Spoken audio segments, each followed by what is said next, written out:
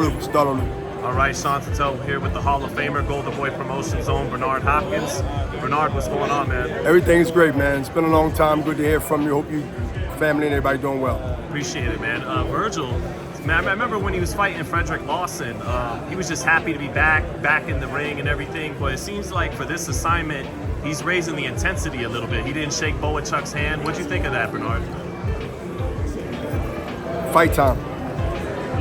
This is the moment where fights and fighters want to be emotional in a way that they want to steer their mind and how they feel within the next 24 hours, where they know they're going to be in that square, 48 hours in that square circle, battling for supremacy. I take that as something that is a plus, not a negative.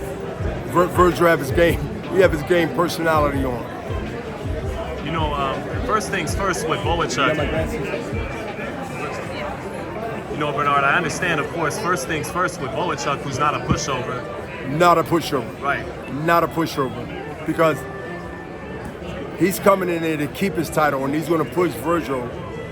He's going to push Vergil to contradict everything that's been said about Vergil, even within an hour ago of what me and my partner Oscar Delaware have said. He want to change that, what's been said about Vergil, and prove that he's there and he's going to stay here. And based on their record, on knockouts, they're not, on record, they're not lying about who they are. They've battle tested. I'm excited for the fight, and this ain't promoting, this is facts. Somebody will be knocked out in this fight. Well, I asked Oscar, your partner, I said, you know, is Vergil, he wins this fight, because Turki Al-Sheikh's talk about matching him with Terence Crawford. I said, is he ready for that? And he said, yeah. And he thinks he could beat him, not because of youth or power or size, but he thinks he could beat Crawford on skills. I believe Vergil, providing he gets past this fight, is a threat to anybody. Crawford ain't a pushover, and he's not an old 30 plus. You believe that or think that because of his last performance, you're a fool.